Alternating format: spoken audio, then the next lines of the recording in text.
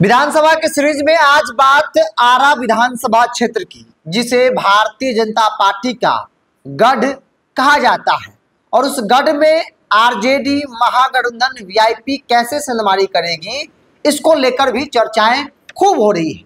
आगे बातचीत करेंगे, लेकिन उससे पहले नमस्कार, द इंडिया टॉप देख रहे हैं, मैं हूं आपके साथ बिरजू सिंह। देखिए, अलग अलग वीडियो में अलग अलग विधानसभा के संभावित मजबूत दावेदार, जातीय समीकरण और कौन पार्टी लड़ सकती है, किसकी अधिक संभावना है, कौन समीकरण फिट बैठ सकता है, इन तमाम बातों की चर्चा हम कर रहे हैं। और इस वीडियो में आरा विधानसभा क्षेत्र की बात करेंगे, जहां से मौजूदा विधायक हैं भारतीय जनता पार्टी के वरिष्ठ नेता अमरिंदर प्रताप सिंह।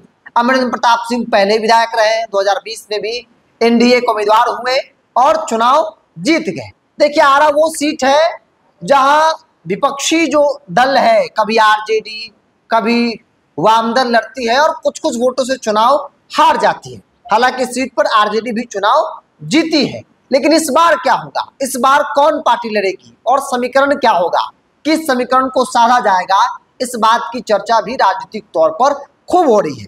उस पर बातचीत करेंगे, लेकिन उससे पहले दो तीन चुनाव परिणामों को जरा आप समझ लीजिए। 2020 में अमरिंदर प्रताप सिंह भारतीय जनता पार्टी के उम्मीदवार थे और इनको 71,781 वोट आया था। वहीं इनके सामने सीपीआई एमएल ने अपना उम्मीदवार कयामुद्दीन अंसारी को बनाया था और इनको 68,779 वोट के आसपास आया था और तकरीबन 3,000 आसपास के वोट से जो है वो हार जीत हुई थी। 2015 की बात करी जाए तो मोहम्मद नवाज आलम 70,000 वोट लाकर चुनाव जीते थे और बीजेपी के अमरिंदर प्रताप सिंह 69,338 यानी कि बहुत कम, तकरीबन 1,000 वोट के आसपास से हार जीत हुआ था। तब हुआ था जब नीतीश कुमार महागठबंधन के साथ थे, मतलब नीतीश कुमार का वोट आरजेडी के साथ था और तब आरजेडी यहां पर 1,000 वोट से चुनाव जीती थी। सोच लीजिए कि भाजपा वहां पर कितना मजबूत है। 2010 में अमरिंदर प्रताप सिंह चुनाव जीते, 56,504 वोट आया था। 2005 में बीजेपी चुनाव जीती, मतलब कि बीजेपी का गढ़ रहा है, बीजेपी लगातार कई बार से यहाँ पर चुनाव जो है वो जीतते रही है। अब जरा सा बात कर लेते हैं जातीय समीकरण की। जातीय समीकरण में सबसे बड़ी आबादी वहां पर राजपूतों की है और यही कारण है कि भारतीय जनता पार्टी हर बार चुनाव जीतती है। एक आध चुनाव छोड़ दिया जाए तो भारतीय जनता पार्टी राजपूत पर दांव लगाती है, जिसमें वो सफल रहती है चुनाव परिणाम अपने पक्ष में करने में। इसके अलावा दूसरे नंबर पर यादव है और यादव राजपूत में बड़ा गैप भी है वहां पर, मतलब कि अगर 50,000 राजपूत है तो यादव 35,000, मतलब इस तरह का गैप है वहां पर। इसके अलावा तीसरे नंबर पर मुसलमान भी है, बहुत बड़ी आबादी नहीं है लेकिन मुसलमान भी ठीक ठाक आबादी है, एमवाई समीकरण यहाँ पर बनता है।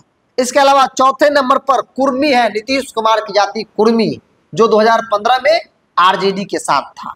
इसके अलावा सहनी जो वोट है, इनकी भी यहाँ पर ठीक ठाक आबादी है, तकरीबन 20,000 से अधिक सहनी वोटर्स यहाँ पर हैं।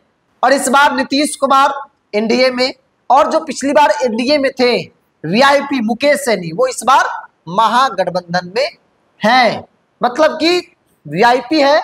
और राजनीतिक तौर पर इस बात की चर्चा हो रही है कि आरजेडी भी वहां चुनाव लड़ी है, बहुत मजबूत आरजेडी नहीं, किसी तरीके से चुनाव जीती है।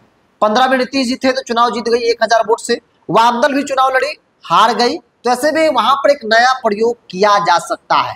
राजनीतिक पंडितों की माने तो ऐसा कहा जा रहा है कि अगर वो सीट वीआईपी के खाते में गई, चूंकि वहां पर 20,000 से प्लस निषाद मल्लाहों की आबादी है, तो जाहिर तौर पर अगर निषाद मल्लाह मुकेश सहनी का सिंबल होगा तो 100% वोट जो है महागठबंधन के पक्ष में होगा, वीआईपी के लिए होगा।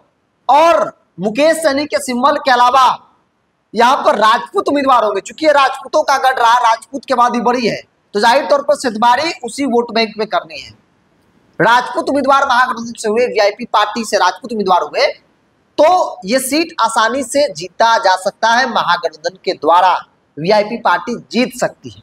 अब जरा देखिए, आरजेडी की रणनीति है कि पिछली बार जिन सीटों पर हम चुनाव जीते या फिर वैसी सीट जिस पर हम बार बार कुछ वोटों से चुनाव हार जा रहे हैं, वहां पे एक नया प्रयोग करेंगे, वहां कैसे एनडीए के वोट बैंक पे सेंधमारी करें, इस रणनीति पर काम करेंगे। और उस लिहाज से यहाँ पर देखा जाए तो अगर राजपूत उम्मीदवार होता है जो एनडीए गठबंधन के भाजपा के वोट बैंक में, राजपूत वोट बैंक पे सेंधमारी कर ले, तो यह सीट आसानी से जीता जा सकता है। और चर्चा भी है, चूंकि वीआईपी की यहाँ पे दावेदारी भी, और वीआईपी से BK Singh ex IPS retirement के बाद राजनीति में आए और वो लगातार आरा में सक्रिय हैं, आरा की राजनीति में सक्रिय हैं, आरा विधानसभा से उनकी युद्ध स्तर पे तैयारी भी चल रही है। तो एक चर्चा इस बात की भी हो रही है कि अगर वीआईपी को जाता है और वीआईपी से बीके सिंह को उम्मीदवार बनाया जाता है तो जीत महागठबंधन के लिए आसान हो जाता है। हम जरा एनडीए की बात कर रहे थे, एनडीए से कौन कौन है? अभी बहुत लोग खुले नहीं एनडीए से। एनडीए से एक तो सिटिंग जो विधायक है, जाहिर तौर पर उनकी मजबूत दावेदारी है, कई बार से विधायक रहे हैं तो उनकी एक अपना वर्चस्व है, उनका एक अपना दबदबा है, उनकी पकड़ है, तो उनकी भी एक दावेदारी है। हालांकि उनको लेकर कहा जाता है कि भाई उनकी उम्र हो गई है तो इसलिए वो रिटायर भी हो सकते हैं, वो अलग बात है। हो सकता है कि वो चुनाव पर दाव लगा सके, पार्टी लगा दे या फिर लड़ ले, या फिर आरके सिंह भी चुनाव लड़ सकते हैं, जैसे कि चर्चा के विधानसभा चुनाव लड़ सकते हैं। तो एक सीट ये भी है जहां से वो चुनाव लड़ सकते हैं। इसके अलावा संजय टाइगर भी क्षेत्र में एक्टिव है, संदेश के पूर्व विधायक। इस बार वो संदेश नहीं बल्कि आरा चाहते हैं। संदेश जाने में डर लग रहा है, भाई संदेश से विधायक रहे हैं वो, लेकिन संदेश को लेकर कहा जा रहा है कि जातीय समीकरण के हिसाब से संजय टाइगर वहां पर फिट नहीं बैठ रहे हैं। अरुण यादव, बड़ा नाम, यादवों की बड़ी आबादी, तो इस लिहाज से चाहते हैं कि संदेश नहीं बल्कि आरा से उनको टिकट मिल जाए। तो ये समीकरण है। महागठबंधन के अंदर अगर एक नया प्रयोग किया गया, महागठबंधन के अंदर अगर वीआईपी को गए, चूंकि वीआईपी का जो कैडर वोट बैंक है, निषाद मल्ला, उनकी ठीक ठाक आबादी है और वहां पर एक राजपूत प्रयोग किया जाता है, तो ये सीट, इस सीट पर चुनाव महागठबंधन आसानी से जीत सकती है। और हमने कई बड़े नेताओं से बातचीत की, उन्होंने कहा कि आरजेडी इस बार रणनीति पर काम कर रही है कि जहां हम है या फिर सहयोगी दल है, जो सीट हम बार बार हार जा रहे हैं कुछ वोटों से, उस सीट पर हम एक नया प्रयोग करेंगे ताकि जीत सके, ताकि एनडीए के वोट बैंक में सेंधमारी कर सके। जाहिर तौर पर एनडीए के वोट में सेंधमारी करेंगे तभी जीतेंगे, कुछ वोट से अगर हार रहे तो उसमें से एक आरा की सीट है। आरा पर एक नया प्रयोग होने की चर्चा हो रही है।